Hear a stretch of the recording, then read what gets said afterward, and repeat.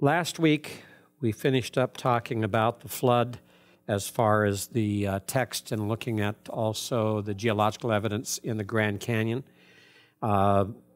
We finished off with a picture of one of the desert longhorn sheep, and that was the previous slide to this one right there, the desert bighorn ram. And we had gone through a number of the evidences in the geology of the canyon that helped to support the fact that there was a global and catastrophic flood. Some of those evidences are something you'd want to just remember for future reference. I think that having those at hand when you're looking at geology is helpful. Remember the horizontal layers deposited by water. Remember that they're very thick, that they contain fossils that are sometimes vertical, requiring rapid deposition, that they are laid down very quickly so that the horizons between the layers are very smooth and knife edge.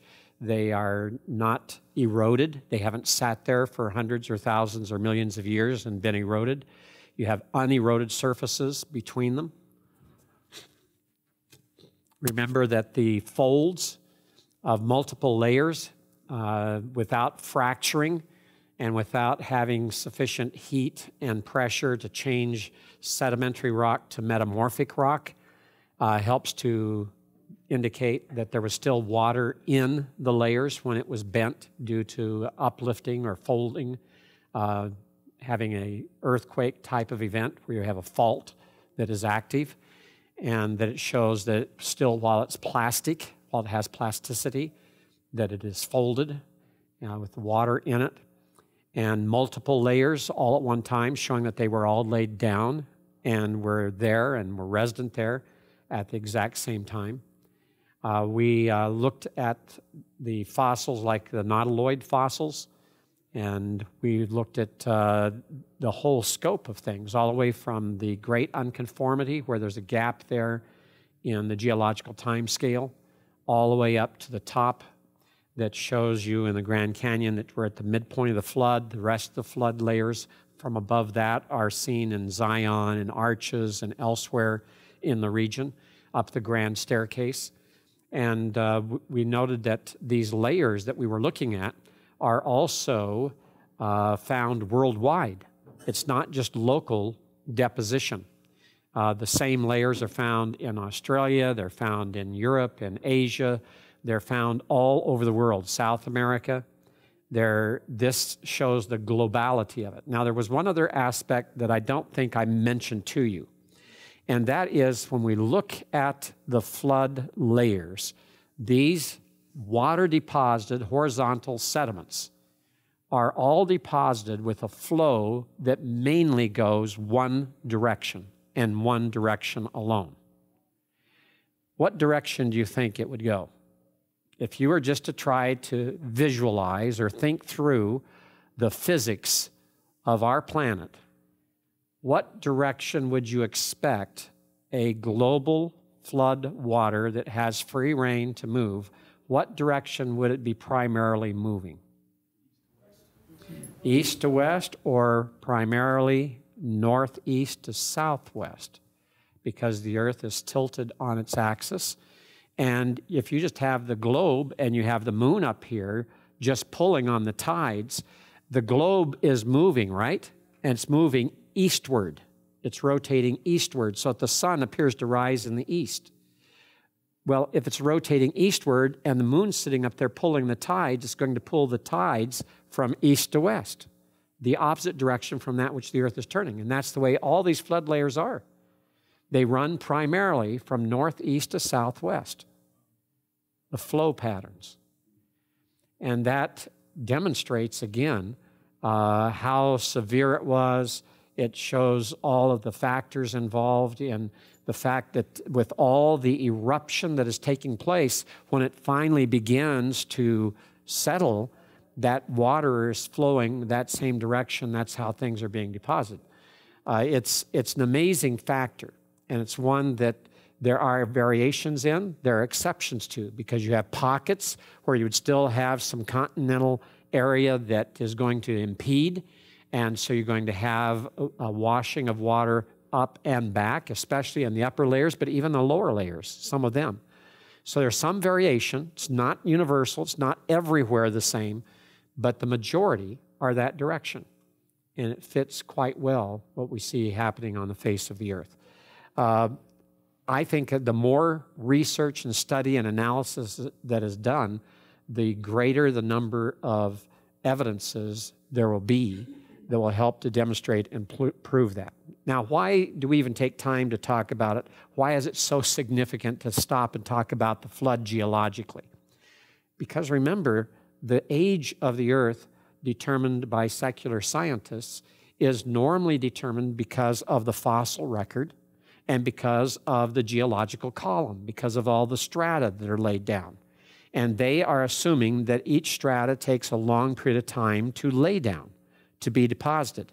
And they're using the fossils as index fossils to try to date the different strata. And so once you demonstrate that those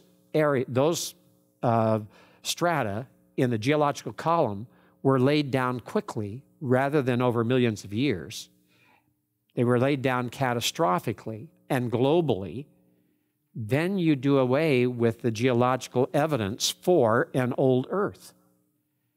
And at least it draws it into question to where you have to do a little bit more analysis of the entire scene in order to reach a firm conclusion. So that's why it's significant. That's why it's important. That's why we spent a good deal of time on it in the book in Coming to Grips with Genesis. It's necessary to try to identify that because that offers an answer to why we have what appears to be a lot of old stuff laying around on the earth. If the global flood can account for those layers, that takes care of a huge part of the problem. It doesn't take care of everything. You have the pre-flood fossils. You have the pre-flood earth to deal with as well. But at least it shortens up the length of time needed for the earth if you have the global flood being the main reason for all of those fossils laid down in the so-called flood sequence. So that's why we took some time for it and to go over it.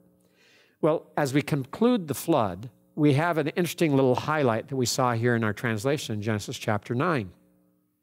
In chapter 3, verse 17, we talked about how God had brought a curse upon the earth because of man's disobedience. And so in 3:17, he says, "Cursed is the ground, in toil you shall eat of it all the days of your life," when he speaks to Adam. And in 5:29, we have Lamech at the birth of his son Noah saying, "This one will comfort us concerning our work and the toil of our hands because of the ground which the Lord has cursed," which Yahweh has cursed. Then, when we look at the overall structure of Genesis 1 through 11, we find out that we have three sons at the beginning. We have Cain, Abel, and Seth. Especially chapter 4 is given over to these three sons. And we see that, and we see a command to be fruitful and multiply and fill the earth. And then we look at chapter 9, and we see three sons also, Shem, Ham, and Japheth. It seems to be an intentional literary device being employed here. And it's not the end of it, because we're going to have three more sons later when we get to the line of Abram. So as we're looking at these, the writer, Moses, is intentionally highlighting three sons in each of these families. And in doing so, it's providing us with a certain theme. And as we look at that theme, we realize that the first son of Adam and Eve was Abel. The second one was Cain. The third is Seth. The one who's chosen is the youngest of the three. Shem, Ham, and Japheth, we have a similar problem because there's some indication that Shem is not the oldest son. But we have one who's not the oldest being selected to receive the blessing or to be in the line of blessing. We'll see the same thing later again. all the way through Genesis, in fact, it is a younger son which is chosen instead of the firstborn. When we're seeing something like that that's so dominant in the book of Genesis, we have to ask a question about it and say, why? Why not allow the firstborn to have the rights of the firstborn? Why is it continually removed? Why is it continually made an exception? Now, with Cain and Abel, we can understand. After all, Cain killed Abel, so Abel is not going to be able to inherit his firstborn status. Cain, as the murderer, is not going to be given his firstborn status, and so it automatically devolves on Seth. That's easy. But when it comes to Shem, Ham, and Japheth, it's not so easy, and later we'll look at others, it doesn't become so easy. So why do you think God is choosing to select a son who's not the oldest all the way through? I mean, we can look at Esau and Jacob, we can look at all of the different aspects of the different families, and we keep running into this again and again and again. Esau was firstborn.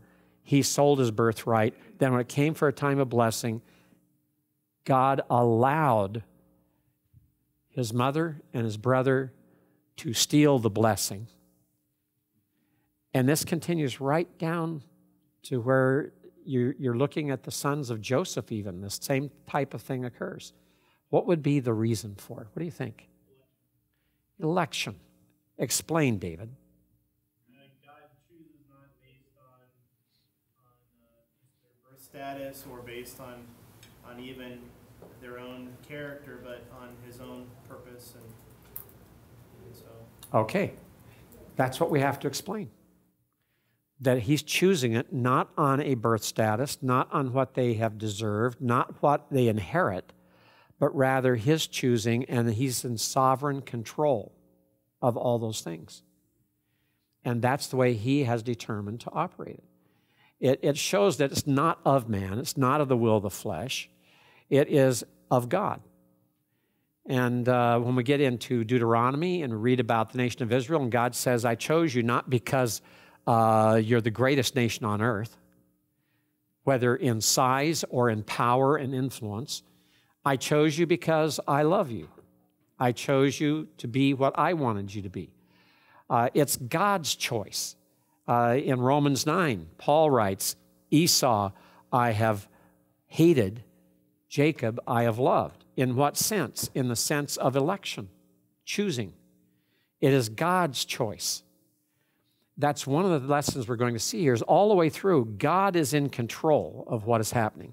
He is sovereign, and we're going to watch that. Now, let's go to this last thing that we were reading about at the end of chapter 9 that parallels chapter 1 of Genesis with the be fruitful and multiply and fill the earth. Why do we have a repeat of this mandate in Genesis 9?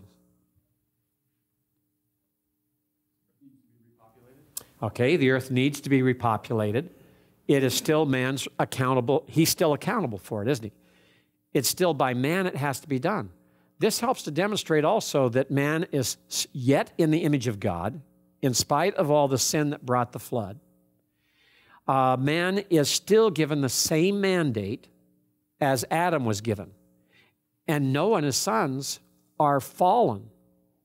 Adam was given the mandate before he was fallen. So even fallen man still has the same mandate.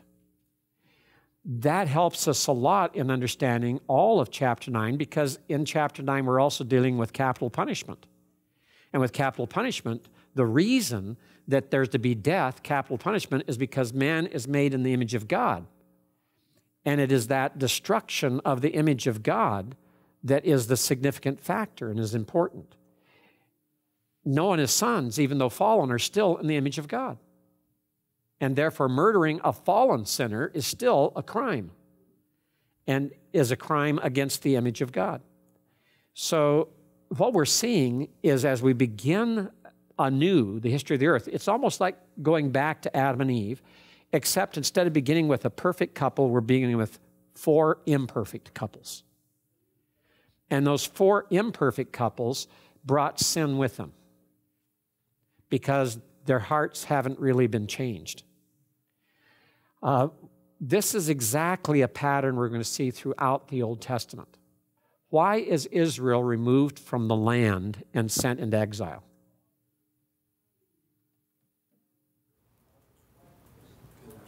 Because of their sins.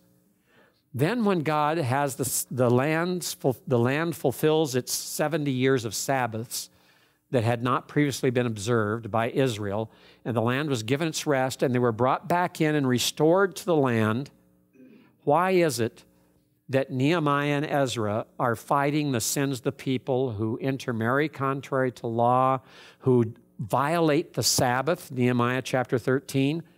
Why is that there when God said, wait a minute, you repented, I brought you back from exile, but you see, it's just like the flood. They're returned after judgment, but their hearts still aren't changed. They're still awaiting the new heart that is promised in Ezekiel 36 and 37 and Jeremiah chapter 31, verses 31 to 34. This pattern is all the way through Scripture. Over and over again, we see God taking His people, removing them in order to judge them. And then after judgment, there's repentance, and He restores them. But when He restores them, they go right back into their sins that they were in before. And that's the same thing we have here with the flood. And that's what we have to watch for all the way through the Old Testament. And it's looking for that time when there will be a permanent change. Yes? Dr. Barrick, are we saying too much to emphasize God and the land? I was reading Dr. Hamilton's biblical theology, and he really makes much of this God trying to get mankind back to this Edenic state even prior to the Abrahamic Covenant and then obviously the end. Are we saying too much if we're emphasizing even in this instance this new land, this almost Edenic state back to Adam and Eve in the garden where God's given some of the same commands to be fruitful? I don't know what you mean by saying too much, but if you mean by that, are we overemphasizing it? Should we always look for it or whatever? I'd say yes, we need to. I wouldn't take it as overemphasis. Part of this is that God is demonstrating that no matter what He does for fallen, sinful man, no matter what condition He creates for him, makes for him, produces for him, no matter how often He forgives him and restores him, he remains rebellious, especially Israel in the Old Testament. They're exactly what Moses said in Deuteronomy chapter 32. They're a stiff-necked people, they're stubborn, and they're rebellious, and they're not going to change. I think that when we even look ahead to, let's just apply the principle moving further ahead.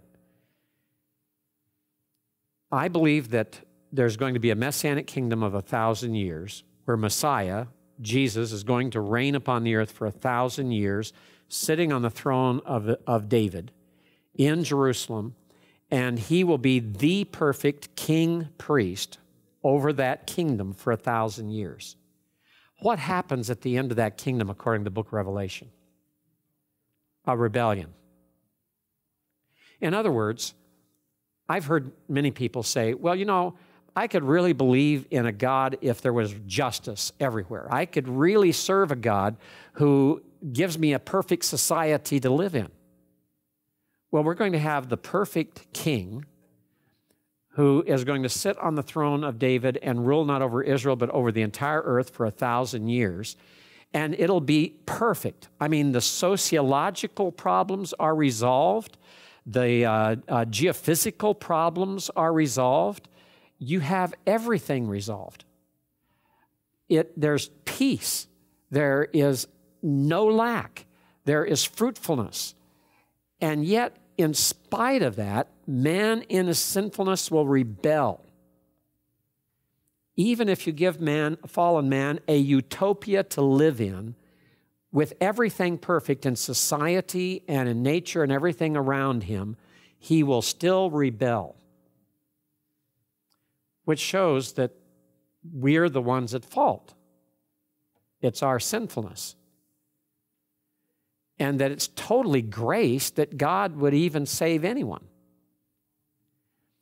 And so, yes, I think that if we need to look at that and realize that, and that's a pattern that he's going to conclude. Now, remember, the 1,000-year millennial kingdom is primarily with reference to Israel. It will be that he'll rule over the whole world, the whole earth. But he's sitting on the throne of David in Israel, a rebuilt land, a rebuilt Jerusalem, the ultimate in a final return from exile, and still it's going to result in rebellion and warfare against God. It's only entering into the eternal kingdom of God that is going to change at all. And so he's demonstrated that no matter what kind of conditions he gives man, no matter what kind of instructions he leaves, no matter how he might restore us, forgive us, and work with us, we're inveterately wicked at heart. And that is something that I think is a very big lesson in the Scriptures and one that we can see. People say, well, you know, why does God have dispensations? Why does he give covenants? Well, he gives covenants in order to give a content of revelation by which he expects his people to live, and he enters into a relationship whereby he is promising certain unconditional gifts for them, through which he can demonstrate that he is his people's God and they are his people. And the dispensations are the periods of time in which those certain covenants are operative, and the contents of the covenants govern how God's people live. And as we're looking at that, the reason for it, and each one seems to end in a judgment, and then begin the next with a restoration. The same pattern. The pattern of dispensations follows the same pattern as what we're watching here, follows the same patterns as establishing a covenant and then promising another covenant to carry on an upward motion, to improve or to provide greater revelation and more context to allow mankind to be obedient. And the more and more God gives us, both in revelation and in time, we still prove to be the same. That is theologically significant. I think that someone needs to write a theology that tries to tie all those in together through the Old and the New Testaments. To my knowledge, there have been those men who have tried or attempted in certain fashions to do this, but I don't think have totally succeeded in trying to weave together all the covenants and all the dispensations in a coherent fashion that shows how we can go from Genesis to Revelation and see a continuity in God's kingdom program, see a continuity in his redemptive program, see a continuity in the way he deals with mankind, and a continuity of the message of the gospel, while at the same time maintaining the discontinuities that exist, that the church is not Israel, nor does it replace Israel.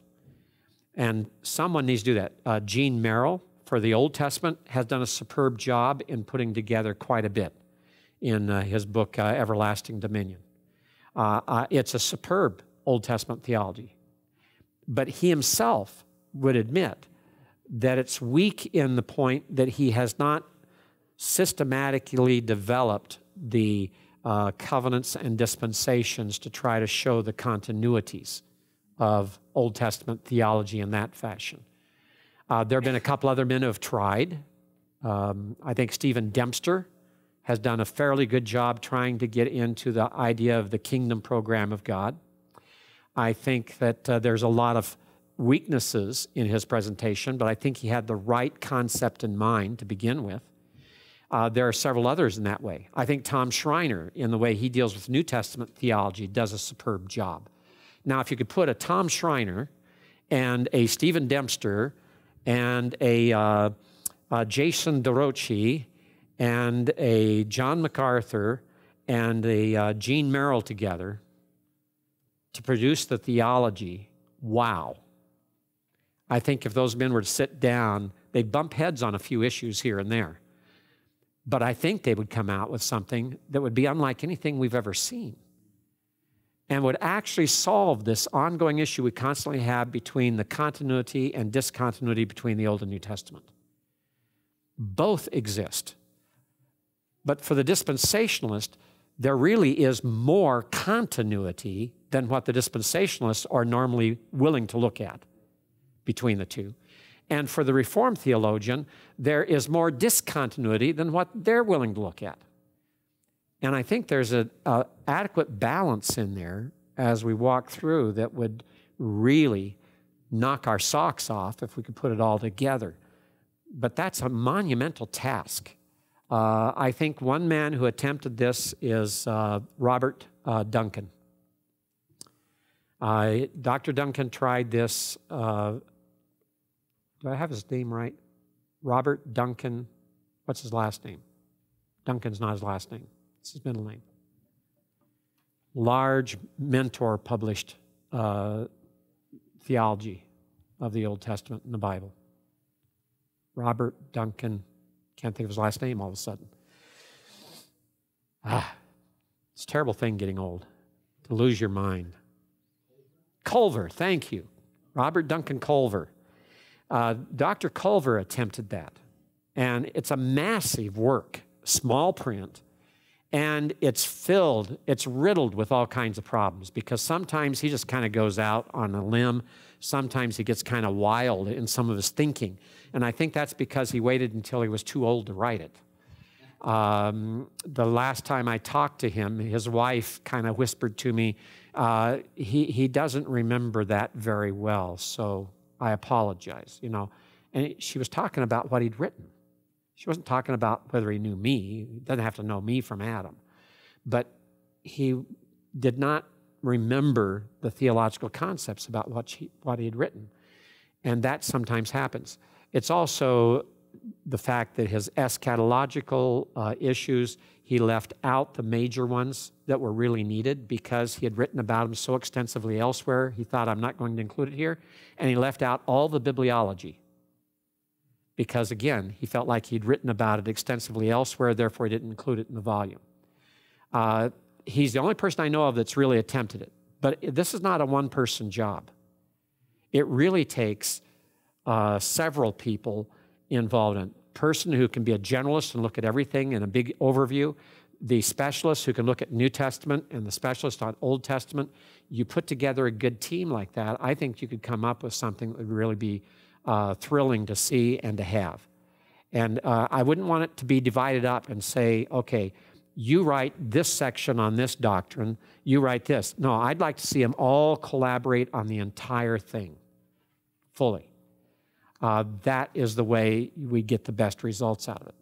So you might pray about that, and you might be thinking of people, you might encourage, and maybe one of you or more of you would be involved in something like that in the future. We're doing a systematic theology from the seminary, but it's being written mainly be assigned out to different faculty members to write certain sections. Then Dr. Mayhew is doing the final editing together with Dr. MacArthur. Dr. MacArthur is going to put his imprint on it throughout, like in the study Bible notes. And it will be a work of a body of men working together, but it's still going to be divided out in some ways. And I think for what we're looking for, and that'll be great to have, but I think what we would really want to see eventually is something that branches out a bit and also involves more people in writing every single word, sitting down as a team and talking through it and making certain that we get all the concepts.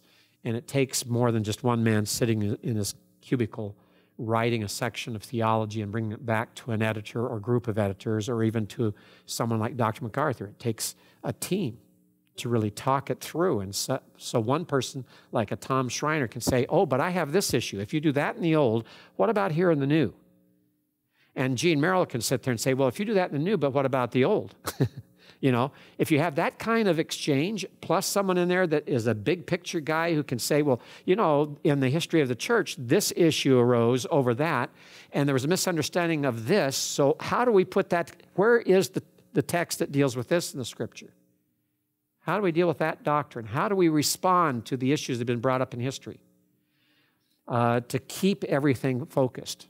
I would love to see that. Well, that got us a little bit off here, but seeing some of these continuities in Genesis alone, and then seeing how this plays out through the entire Word of God, says that when we start and we look at the first 11 chapters of Genesis, we have a template here that's being set for a lot of God's activity throughout the rest of His program.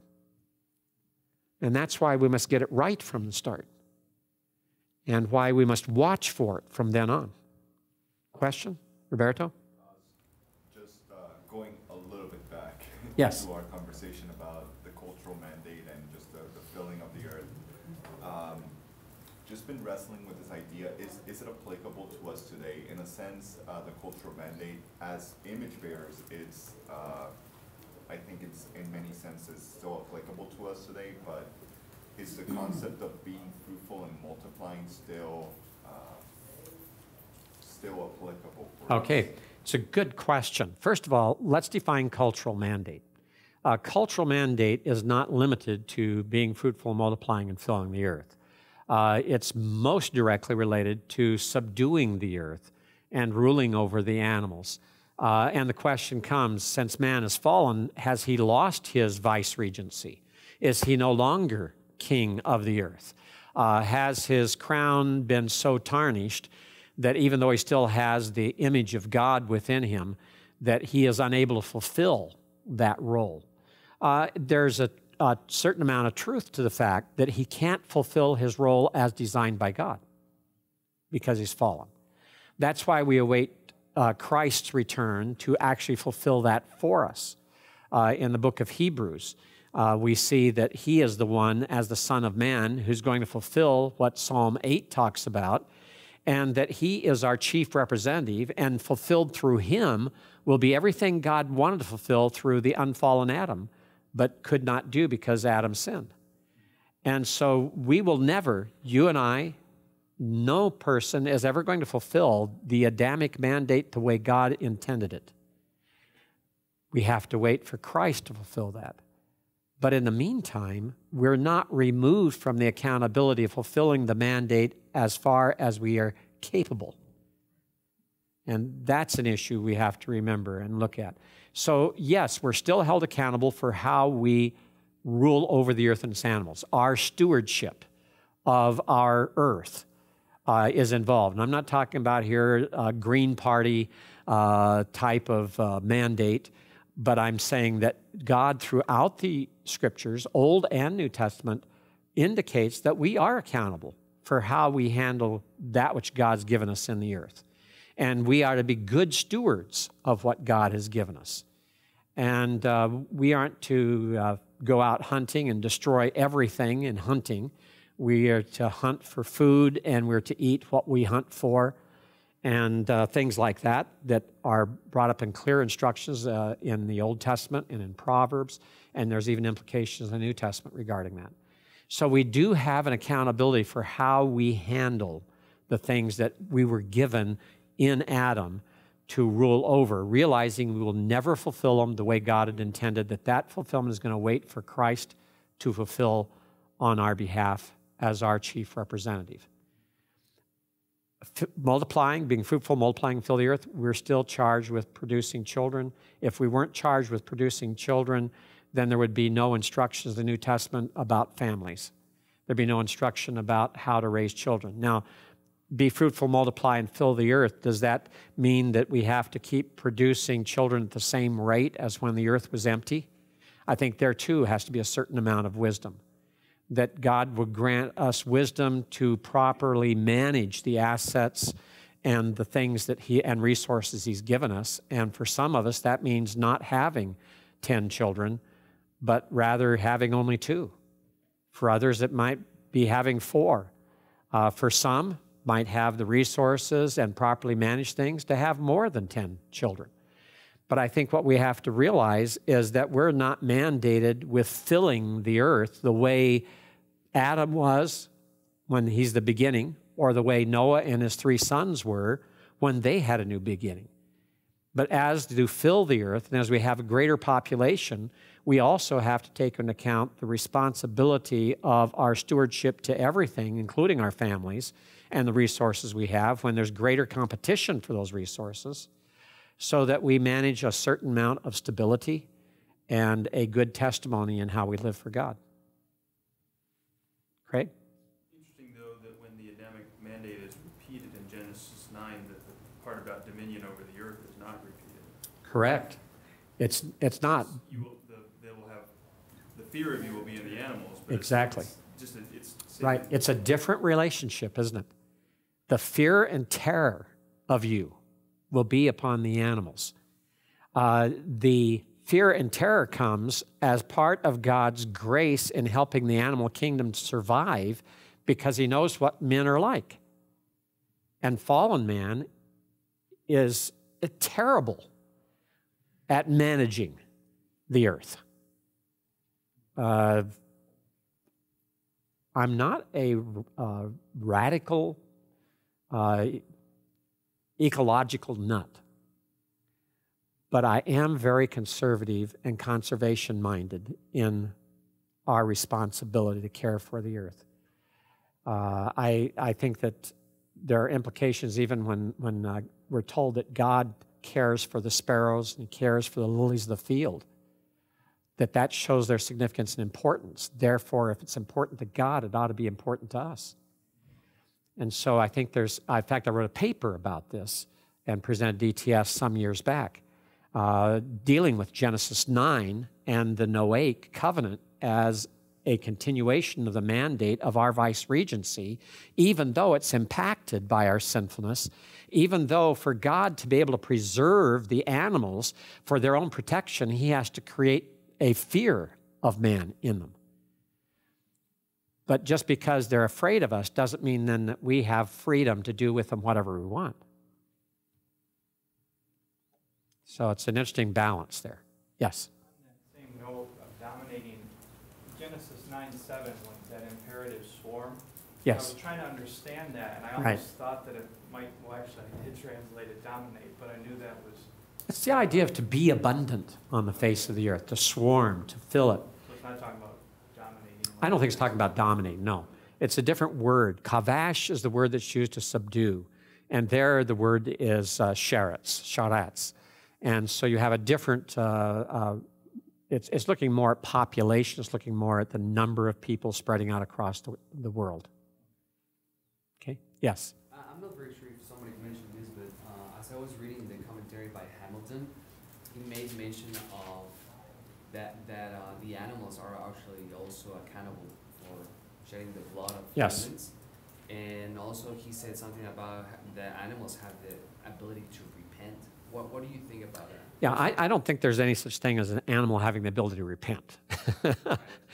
I think all we're told there is that the image of God in man is so significant that anyone or anything that destroys that image is held accountable by God and will pay the penalty of death, whether it's an animal or whether it's man.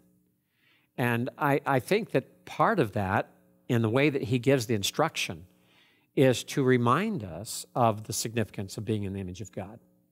We very easily and readily have no problem in saying, okay, if that animal kills a person, I have no problem with using the law of Moses and saying, get rid of the person, get rid of that animal, kill that animal. But we have a problem when it comes to man. And God, in essence, by that comparison, is saying a man or woman who kills another individual with the image of God is as bad as an animal. And as the animal will be treated, so the person will be treated. Because they're not living in the image of the vice-regent. They're living as though they were those who are to be controlled or subdued by the vice-regent. So I think that contrast there, that bringing up the animal and man, is to remind, and also it's a teaching tool, because we so often have no problem with the one, but we have a problem with the other. Okay? Well, before we get past the flood completely and into Babel, the study notes or the worksheet for Genesis 8 had what is the meaning of Vayiskor Elohim eth Noach. Then God remembered Noah. What's the meaning of that? Anyone?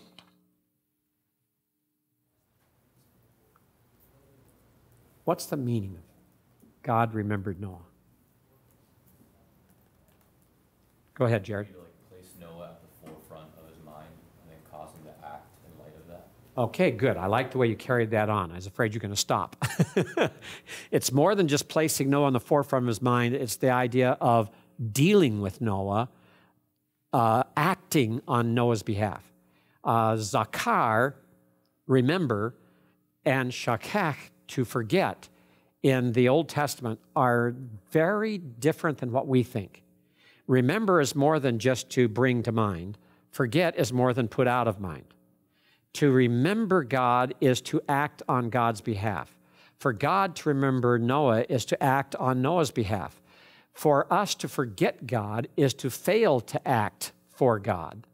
And for God to forget Israel is to not act on their behalf. It's not a matter of or function of memory or the mind. It's a function of actively operating and working on behalf of someone or something. That, when you're going through the Old Testament, always keep that in mind. When we say, remember the Sabbath and keep it whole, it's not just to say, oh, today's the Sabbath. That command was intended that they would act in accord with the fact that it's the Sabbath day. So every time you see Zakar, stop and ask the question, what is it and who is it that is acting and on behalf of whom? Yes? Yeah, not just that, but it's almost, it's a transitional phrase, and as I was thinking through this, it's almost like God's attention was on destroying the pre-flood world, and his judgment was exacted, and then here's this ship in my mind's eye, right? There's this ship floating about, and now God turns his mind towards Noah. And I think, without saying it in the text, it almost like his acts turn from being judgmental to being redemptive. Absolutely. Absolutely. He's shifting to a new part of his program. It's exactly what's happening. When God remembers Israel in Egypt, it's in order, not that he'd forgotten them there. That's not why they stayed there 400 years plus, because he forgot them. So I did, now's time to do my plan, to fulfill my plan through them. And I'm going to do that now. So he shifts into that mode of operation. Yes, it's a good way to describe it. The second question we had was, what is the syntax and exegetical significance of Vayushavu Hamayim Me'al Haaretz Halok Washov? We talked about that at the time. It's the idea of the going and coming of the waters, using the infinitive absolute. And I think I mentioned to you at the time, in modern Hebrew idiom, that has to do with round trip. It's a round trip. And so the significance of that to the flood in the waters decreasing is that you're going to have this constant flow coming and going on the earth of the water. Some have suggested, in fact, I was talking with Andrew Snelling about this. He's a geologist that I work with in the canyon. He said that in the first part of the decrease in waters, when there's no barrier yet, the tops of the mountains have not yet appeared, the going and returning can be just going circular motion around the globe and coming back at the starting point, and again, around and around and around. A larger circle rather than a circle on one part of the surface, where we think of going forwards, back and forth like the raven, back and forth. But when there's no barrier that is keeping the water from flowing, that tidal surge or tsunami goes all the way around the globe, all the way back to the start. So it goes, it returns. It goes and it returns. Therefore, we should expect something in the geological nature of the sediments that would indicate that type of thing. And we do see that in the sediments. All right. On chapter 9 on the worksheets, the first one was, Genesis 9 contains an abundance of potential exegetical problems to solve. List 3 exegetical questions and their references below. What were some of the problems you noted in doing that worksheet for Genesis 9? Daniel. What is the function of the prepositional phrase ba'adam? Okay. Is it for man or by man? Okay, good. All right. Another problem. Yes. Is the death penalty an anachronism? Okay, good. All right. Another one? Yes. Chris. What's Noah the innovator of winemaking? Okay, good. Good question. Why is it only mentioned here? Doesn't seem to be mentioned earlier, but it's something that seems that he already knew about. But it says, as you look at the text, it says he was. It uses haya, wehaya. It doesn't use an imperfect saying he became. And so that could be indicating that he had already been such before and now starts it again. All right? What else? Yes, Roberto. What was Ham's sin in verse 22? What does it mean that Ham saw his father's nakedness? Does it have a sexual connotation, castration, sodomy? Okay, good. Abera? It was around there, and the fact that it was Ham who really saw nakedness, but the curse on the second On his son. By that. Right. Okay, good. What other questions? Yes, Isaiah. Yeah, the phrase "the man of the land" is should this phrase be translated as Tyler of the land, or should it be translated as master of the earth, meaning that Noah is the head of the one? Okay, a tiller of the land, or master of the earth, or farmer, whatever. David, you had one? Yeah. Well, I put the same as does the curse of Canaan in 9:25 and 27 mean that Ham's punishment is transferred to Canaan, or that Canaan's descendants are cursed? Okay, good. Jeff? Is Noah a hypocrite? He gets drunk, does something stupid, and when his grandson takes advantage of the situation, Noah curses him for it. Okay, good. Yes, Abera? Actually, it's funny. Verse 4 in my country, like people, Ethiopians love like raw meat, raw beef meat. Okay, so like conservative, in quotation mark, conservative Christians quote chapter 9, verse 4. So it says like, only you shall not eat flesh with its life, that is its blood. So what does that mean? Like, Okay. so what is the blood in it? So. All right, good. Remember, the Jews have kosher meat that is properly slaughtered and bled out. Okay, Chris? Does the text make any moral decision about Noah's drunkenness? Okay, good. Anyone else? Any other problems? Yes, Brandon. 9:25 to 27, is that a prayer request or is that prophecy? Okay. It depends on how you, there's some imperfect there, and there's the justice. All right, good. And there's some very significant things there said. It would seem to indicate that the greatest blessing is resting upon the line of Shem. All right? Anything else? Yes, Craig. The differences between Genesis 9, 2, and 3, the restatement of the mandate, and Okay. Genesis 1. Yes, and some of those we just mentioned. Yes. And why? Good. Right? Yes, Josiah. 9:6, where he says, "Whoever sheds the blood of man, by man his blood shall be shed." Okay. How is that fulfilled? What does that? Okay, good. Yes, Jared. Is God or Japheth the subject of Shechan in verse 27? Okay, good.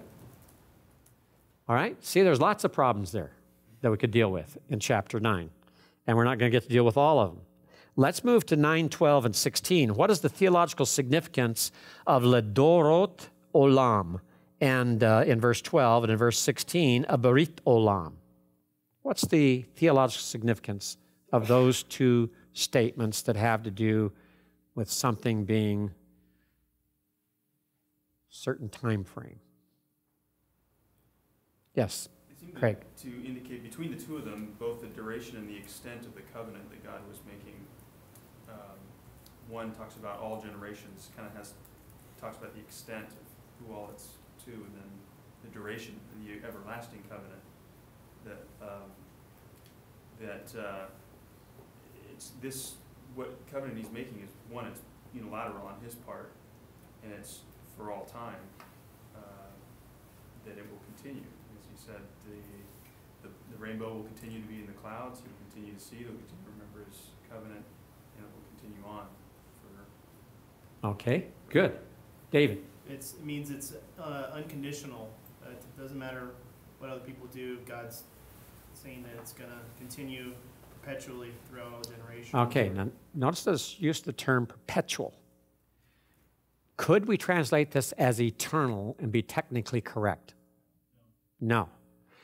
Does it have an end? When this earth has an end, right? So it's only while the earth exists. And so that's the first thing we need to note, is whenever we're dealing with olam, it means a long period of time.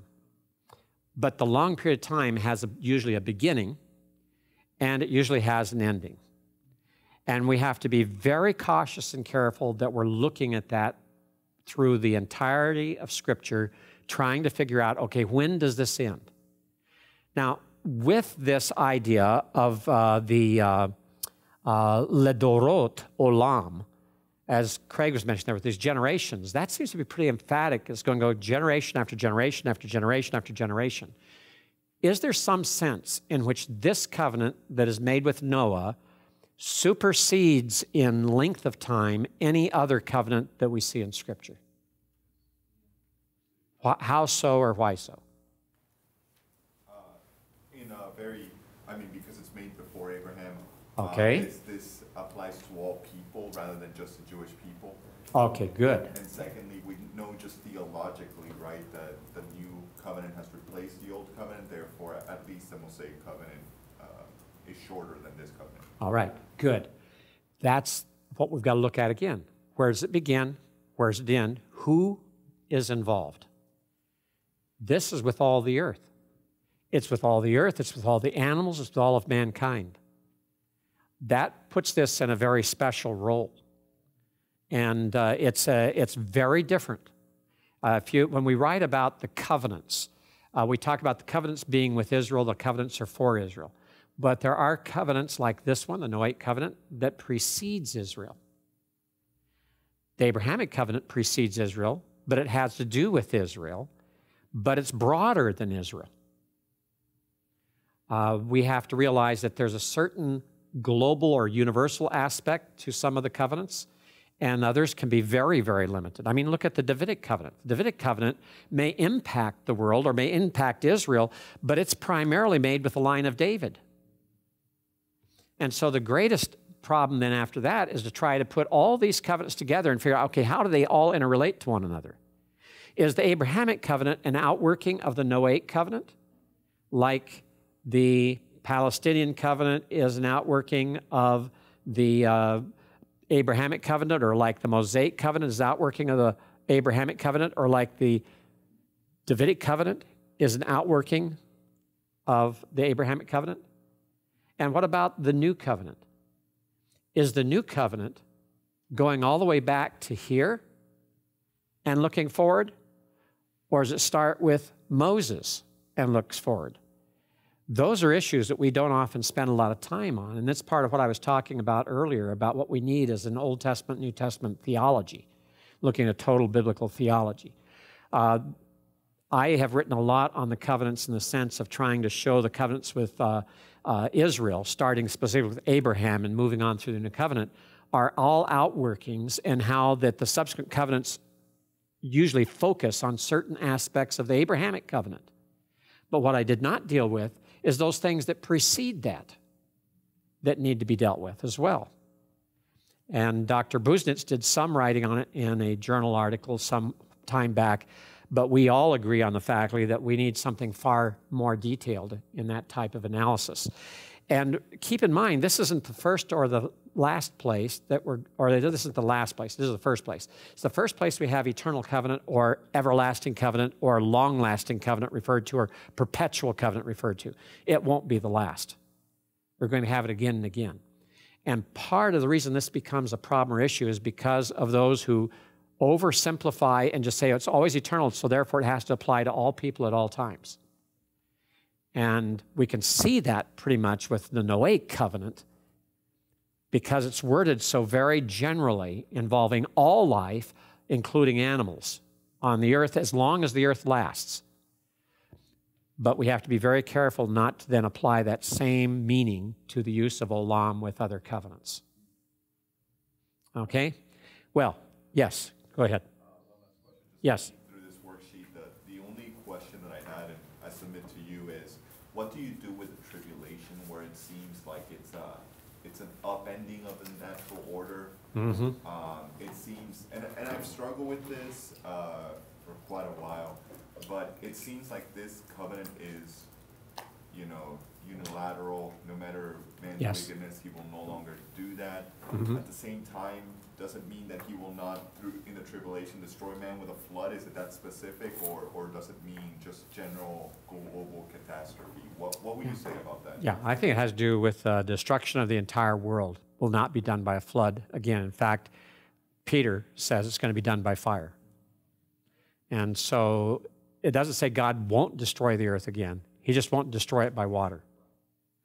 And we'll have to talk more about the tribulation period, because there's an interesting facet here that goes back to what I was talking about earlier with regard to these cycles we see of Israel being removed from the land and then restored and yet not being ready to fulfill all that God demanded.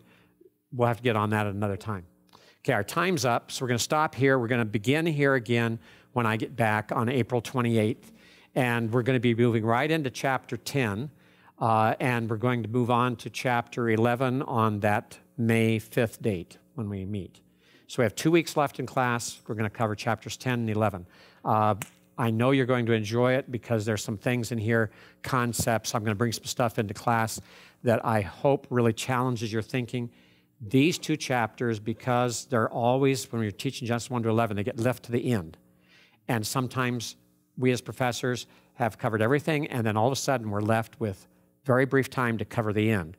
10 and 11 get short shrift in commentaries. They get short shrift in theologies.